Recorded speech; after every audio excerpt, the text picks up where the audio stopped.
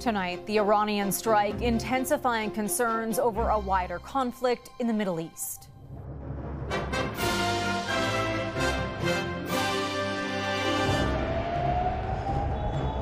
The world on edge as Israel plots how to respond. Now is the time to defuse and de-escalate. As Trudeau and G7 leaders condemn the attack. Also, allegations of corruption and harassment. An absolute and complete failure of police oversight.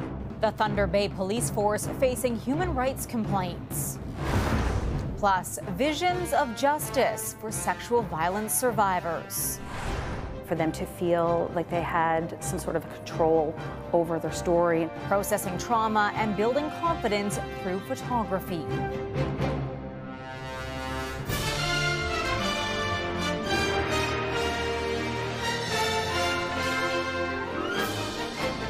CTV National News with Heather Butts. Good evening. The world is watching and waiting for how Israel will respond to the large-scale direct attack by Iran. More than 300 drones and missiles launched, most intercepted by the Iron Dome system. The United Nations has called for maximum restraint and not to further escalate tensions. CTV's Jeremy Sharon brings us the latest. It's the response Iran had promised. An overnight barrage of hundreds of rockets fired at Israeli targets. Retaliation for an Israeli strike that killed 2 Iranian generals earlier this month.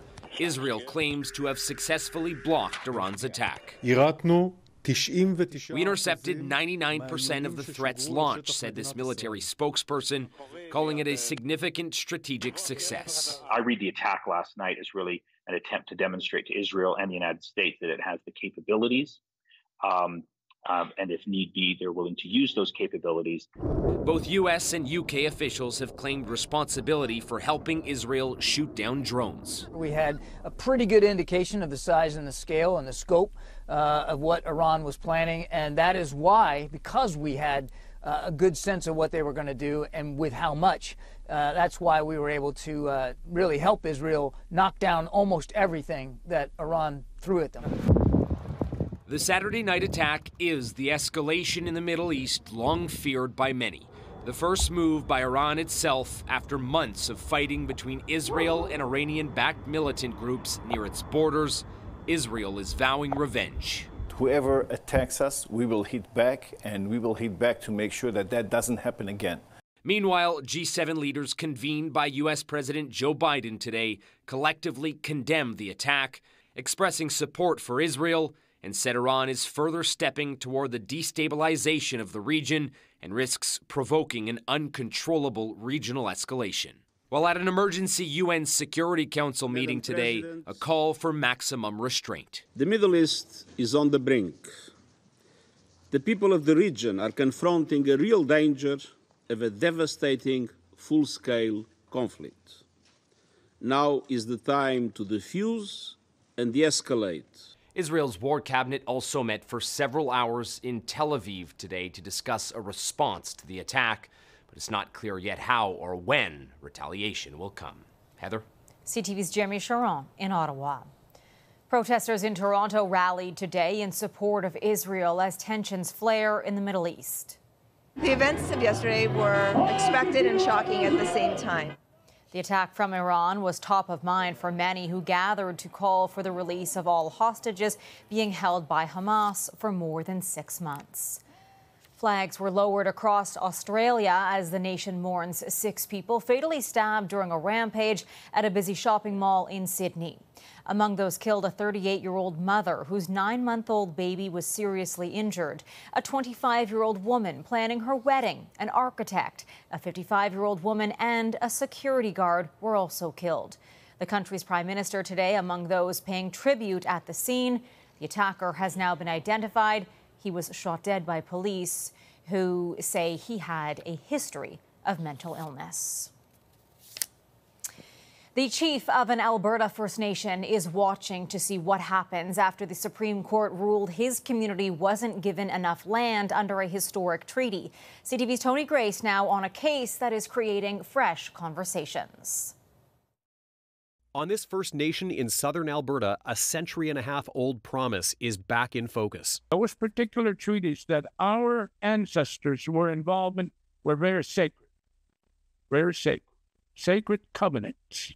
The Supreme Court of Canada ruling unanimously on Friday, the Blood Tribe near Lethbridge should have received 421 square kilometers more land than it did under an 1877 treaty, which promised 1 square mile for every family of 5. We are pleased with that declaration that has been made. We've been working on this particular matter for many decades. Justice Michelle O'Bonsawin writing, Canada dishonorably breached the treaty land entitlement provisions of Treaty Number 7, saying treaty promises were intended to be honored so long as the sun rises and the river flows. The discrepancy was pointed out by a Blackfoot researcher in the early 1970s, based on population data from the 1800s, setting off decades of court battles beginning in 1980. My grandfather to the 7th generation. Nodding to his ancestors, one of whhom was in original treaty talks, the other who helped launch the fight over this one, the chief calls this ruling significant. I am sure that their spirits are very glad that we have reached this point and says he's ready to discuss compensation. The federal government says the two parties are actively in negotiations on resolving this past injustice. We are willing to begin very serious discussion in resolving this matter. A resolution the chief will only say he expects to exceed the cap available under a tribunal process, which handles treaty land challenges like this out of court. This is going to be beyond, way beyond the $150 million limitation. Beyond that, the chief says he's not going to discuss specifics in public, saying there's a lot riding on those negotiations, and he's hoping the government will do, in his words, the honorable thing. Heather. Tony Grace in Toronto. More revelations tonight over what is alleged to have happened behind closed doors at the Thunder Bay Police Service. A press conference will be held tomorrow after its former chief was charged in relation to a misconduct investigation. But the force has faced years of scrutiny with allegations of corruption and harassment within the ranks. CTV's Kamal Karamali is in Thunder Bay, Ontario tonight. Kamal. Heather, it's a long and winding road to how we got here, but it's a result many say could have been avoided. Back in early 2021, Thunder Bay's former police board chair, Georgian Morisseau, came forward, claiming she was being harassed by the police service after making allegations against Staff Sergeant Michael Dimony and the police's in-house lawyer, Holly Walborn. That prompted a stream of police officers to break ranks, making their own allegations of corruption, claims of illicit drug dealing, and other allegations against Dimony. Around the same time, another group of police officers came forward with separate human rights complaints against leadership, claiming to suffer from PTSD in the workplace. As it grew and further allegations came forward from these 30 individuals, they did nothing. Lawyer Chantel Bryson adds not only were these allegations ignored, but claims these police members faced retaliation from leadership. We have had an absolute and complete failure of police oversight. This never should have happened. At the first complaint, this should have been dealt with. Throughout the year, both former police chief Sylvie Hoth and Walborn provided statements on these matters to the Police Services Board and Ontario's police watchdog, while the Attorney General also stepped in and asked the Ontario Provincial Police to open up an investigation in December of 2021. Now the OPP laying obstruction and breach of trust charges against Dimony and Walborn, while court documents allege the former police chief made false or misleading statements to both the police board and the police watchdog. But allegations of corruption go back even further. Ryan McMahon, a new devastating story, created a documentary last year looking into the sudden deaths of Indigenous people in the region and the police's response. It is my deep belief that more charges will be coming.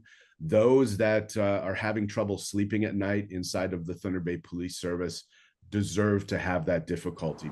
Both Staff Sergeant Dimony and Holly Walborn's lawyers did not get back to us in time for our deadline, but ex-Chief Sylvie Hoth's lawyer says she will prevail when it comes to her trial. Heather. Kamal Karmali reporting from Thunder Bay tonight. All eyes will be on Ottawa this week as the federal government tables its latest budget. Much of what is included has already been shared, but some surprises are expected Tuesday and more details on the overall price tag behind the pledge. CTV's Rahim Ladani reports. Over the past several weeks, the federal Liberals have been teasing bits of what to expect in the upcoming budget. The wave of pre-budget announcements, part of the party's strategy to market their policies. While affordable housing is a priority across the country, uncertainty remains surrounding who Canadians want to fix it. You wonder whether, even if people like this package that Trudeau and the Liberals are putting forward in the budget, which will come down in full on Tuesday, whether people want it from them. The Trudeau government has announced tax breaks for developers who build rental units, increasing the amount Canadians can withdraw from their RRSPs, and a shift in how government uses public lands to build more homes. Along with those, there will also be non-housing related pledges when the budget is tabled in the House of Commons. They're also going to announce some enhancements to the pharmacare program, the dental care program.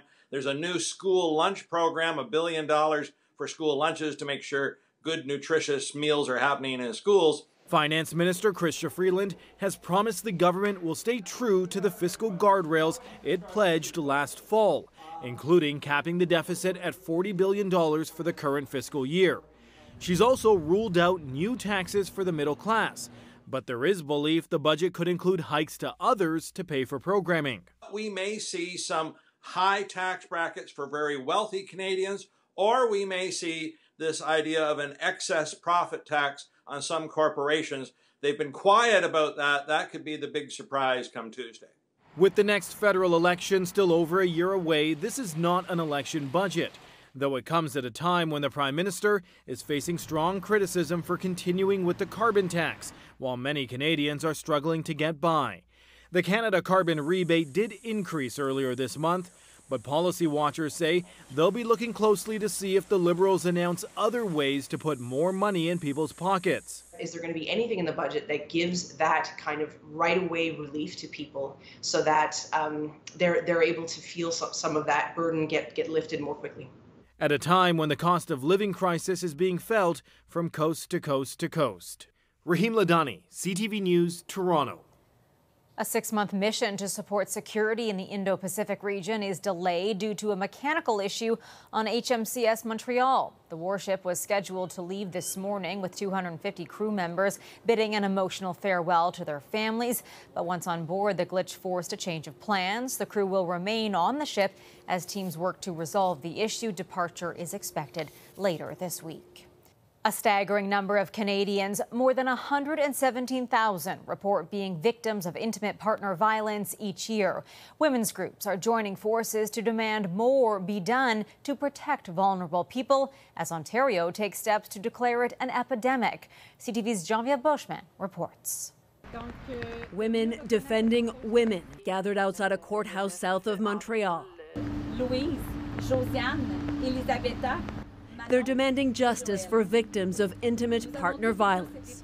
It just feels so close, you know? It feels like it could be anybody. And it's sad to hear that, again, someone else was murdered. That someone was Josiane Fauché, just 27 years old. She was found dead earlier this week. Her former boyfriend was charged with second-degree murder. C'est juste vraiment pas juste qu'on est venu nous l'enlever comme ça. Josiane's sister, Julia, says she had told her she was trying to escape a violent relationship. Now she says her only comfort is that she told Josiane, her baby sister, she loved her when they last spoke. Statistics show a woman is killed by a current or former partner every 6 days in this country. And yet, say advocates, not enough is being done to stop the murders. Ontario has now moved toward declaring intimate partner violence an epidemic. 30 women last year were killed in 30 weeks in this province. It's a designation advocates hope will lead to more money for shelters, more services. But they're also pushing for tougher laws, asking the federal government to bring in coercive control laws, in essence, criminalizing patterns of control. Our volition is to ensure that we are working on ensuring that particularly women are protected from domestic violence, and that coercive control is part of that, and we recognize that, and we need to move on it. And the women's groups here say they will continue to call for help, continue to call on the government to put in more money. Geneviève Beauchemin, CTV News, Longueuil, Quebec. And a project challenging survivors of sexual violence to explore justice through photography. After the break. Trying to come up with a creative way for survivors to express themselves. Processing trauma in a meaningful way. Plus, the artist overcoming adversity to live out a childhood dream.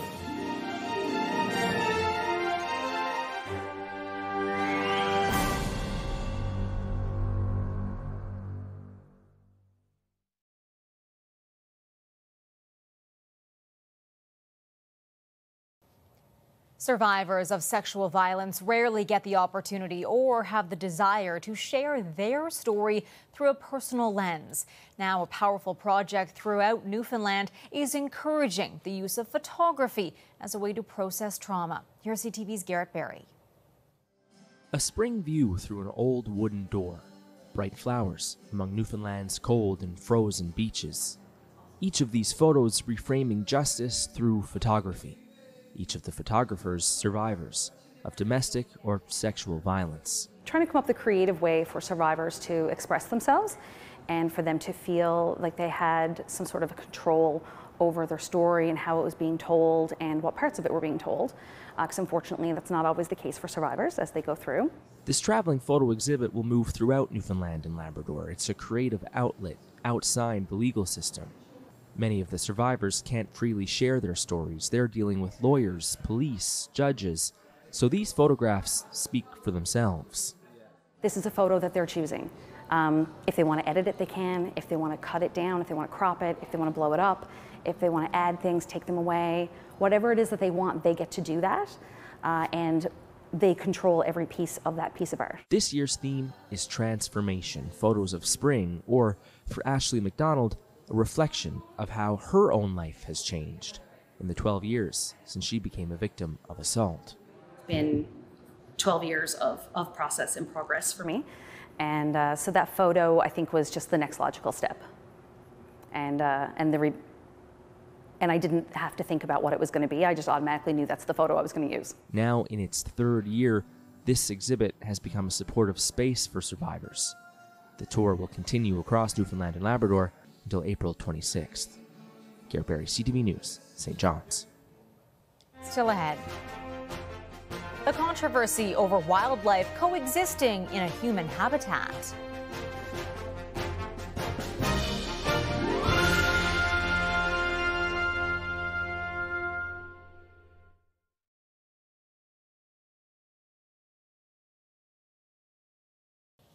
Wild animals have found ways to coexist with humans and cities for decades, though it is challenging. And in Ottawa, a point of controversy. CTV's Caitlin Wilson on the desired update for a new plan. John Broom spends a lot of time outdoors. It's one of the biggest advantages of where we live adjacent to the Greenbelt is we can go out our back door onto trails. It's a wonderful thing that many urban dwellers don't have the advantage of experiencing. And with that comes wildlife interactions, which are not uncommon, especially this time of year. Lots of deer and turkeys and raccoons and beavers, that type of thing, are pretty commonplace. But coexisting with wildlife hasn't come without controversy. Last year, police shot and killed a black bear in Canada. Several other animals, including moose, beavers, and elk, have also been killed since 2010. There's a role for, obviously, city bylaw, for police, for the National Capital Commission. The National Capital Commission has really well-trained conservation officers, so we want to see more of a collaboration. An approach the Ottawa Carleton Wildlife Centre wants to see in the city's updated wildlife strategy, but it's now been delayed twice. We are going to see it this spring, which is great, but I think the delays have been somewhat inevitable as resources have been stretched. Last week, the city released its wildlife survey results, showing the majority of people support protecting wildlife, expressing concern over the city's approach to beavers, trapping and killing 150 a year. So we put in a flow device. I think is outrageous to most people. We really need to protect our wetlands, and beavers are probably the most influential species in keeping our wetlands, maintaining our wetlands. In 2013, it was recommended the city hire a dedicated wildlife officer. But that hasn't happened, stirring up frustration among residents who have wildlife concerns. If you are interested in seeing that happen, I think the pressure has to be on your own city councillor to make sure that they vote in the right way. The updated wildlife strategy is expected to come to council in June. Caitlin Wilson, CTV News, Ottawa. A wild Canadian finish at the Women's World Hockey Championship. As the USA chants start, Canada looking to silence them. Ambrose pulls it back. She waits. Her shot. Rebound in front. She scores! Danielle Sardagny has done it in overtime. Canada plays spoiler in Utica. There it is. Canada captured the gold in a 6-5 overtime thriller over the United States. After dropping last year's gold medal final to the Americans, Canada regained the world title. After the break, committed to creating opportunity. The deaf artist sharing a story of inclusion.